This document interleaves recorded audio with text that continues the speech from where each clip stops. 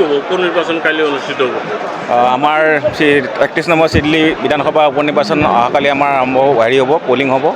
ইতিমধ্যে আপোনালোকে দেখা পাইছে আমাৰ সকলো পলিং পাৰ্টি আহিছে, তেওঁলোকে মেটেৰিয়েলবিলাক ৰিচিভ কৰিছে আৰু তেওঁলোকে ৰিচিভ কৰাৰ পিছতে আমাৰ ট্ৰেন্সপৰ্ট চেলত গৈ তেওঁলোকৰ নিৰ্ধাৰিত বাছত তেওঁলোকে অৱস্থাপন কৰিব।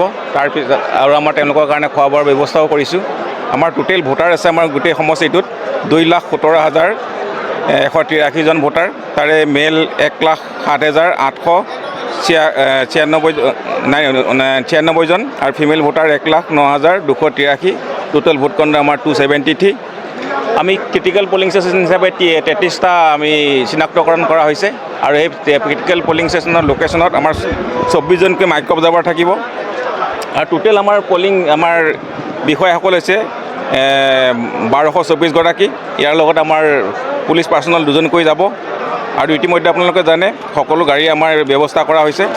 গাড়ী আমাৰ টোটেল বাছ পলিং পাৰ্টিৰ কাৰণে 47, উইংগাৰ 27, মেজিক 39 আৰু ছেক্টৰ জেনেৰেলৰ কাৰণে সুকীয়াকৈ আমি LMB আমি দিছোঁ আৰু ইয়াৰ উপৰিও বাকীখিনি প্ৰচেছ আমাৰ হৈ গৈছে।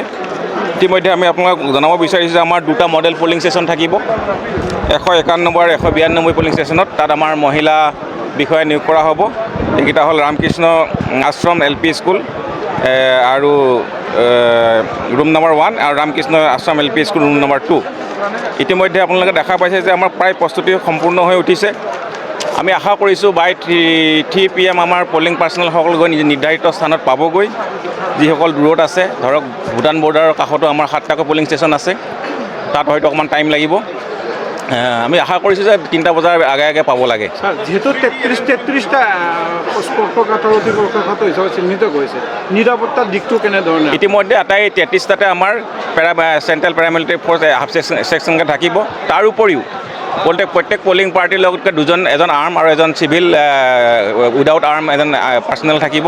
গতিকে মোটামুটি আমাৰ সেইকেইটা স্পৰ্শকাতৰ যিকেইটা আছে কেন্দ্ৰ, তাত মোটা 8জন বা 7জনমানকৈ আমাৰ থাকিব, পুলিচ পাৰ্চনেল থাকিব। তাৰ উপৰিও আমাৰ আৰক্ষী বিষয়া জিলা আৰক্ষী অধীক্ষকে জনাইছে যে যিসকল আমাৰ থানা আছে, থানাৰ যিসকল আমাৰ OC আছে তেওঁলোকক ফ্ৰী কৰি ৰাখিছে, যাতে কোনো ধৰণৰ অসুবিধা নহয়, তেওঁলোকেও মুভমেণ্ট কৰিব পাৰিব। 2টা জিলা সাঙুৰি লৈছে চিডলি সমষ্টিয়ে, 2খন জিলা আমাৰ কোকৰাঝাৰ আৰু চিৰাং জিলা 2টা সাঙুৰি পেলাই আমাৰ ভোটকেন্দ্ৰ আছে। 46টা আমাৰ কোকৰাঝাৰ সমষ্টিত পৰিছে, কোকৰাঝাৰ জিলাত পৰিছে। তাৰ পৰাও নিৰাপত্তা কোকৰাঝাৰ জিলাৰ আৰক্ষী অধীক্ষকৰ লগত আমাৰ যোগাযোগ কৰা হৈছে। তাৰ পৰা নিৰাপত্তাখিনি তাৰ পৰা আহিব। নিৰাপত্তাৰ দিশটো চোৱাৰ কাৰণে কিমানটো অৰ্ধসামৰিক বাহিনী নিয়োগ কৰা? এতিয়ালৈকে আমাৰ 3টা প্লেটন আহিছে, চেণ্ট্ৰেল পেৰামিলিটাৰী ফ'ৰ্চ আৰু ষ্টেটৰ গোটেইখিনি আমাৰ আছে। আপুনি ধৰক 900ৰ ওপৰো আমাৰ পুলিচ কৰ্মচাৰী নিয়োজিত কৰা হৈছে। দেখা গৈছে যে পলিটিকেল পাৰ্টি, বিশেষ এটা পলিটিকেল পাৰ্টিৰ পৰা কোৱা হৈছে যে প্ৰশাসনৰ পৰা তেনেকুৱা কোনো পক্ষপাতিত্বভাৱে ভূমিকা কৰিব পাৰে বুলি সন্দেহ প্ৰকাশ কৰিছে। এই সন্দৰ্ভত চাওক, নিৰ্বাচনটো হ'ল ভাৰতবৰ্ষৰ এটা সুস্থ গণতান্ত্ৰিক পৰিৱেশ ৰক্ষা কৰাৰ কাৰণে সকলো বিষয়া কৰ্মচাৰী দায়বদ্ধ। ইয়াত কোনো ধৰণৰ পলিটিকেল পাৰ্টিৰ কথা নাহে আৰু নিৰ্বাচনটো সুকীয়াকৈ পৰিচালনা কৰিবৰ কাৰণে চেণ্ট্ৰেলৰ পৰ্যবেক্ষকো আছে আমাৰ ইয়াতে। আমাৰ বিভিন্ন জোনেল ছেক্টৰ আছে, ইয়াত কোনো পক্ষপাতিত্বমূলক আচৰণ নহয়। আপোনালোকে ফ্ৰীলি চাব পাৰিব, ফ্ৰীলি সকলোকে দিয়া হৈছে আৰু এই দেশত নিৰাপত্তা আমি কটকটীয়া কৰি ৰাখিম আৰু মই নিজেও মুভমেণ্ট কৰিম।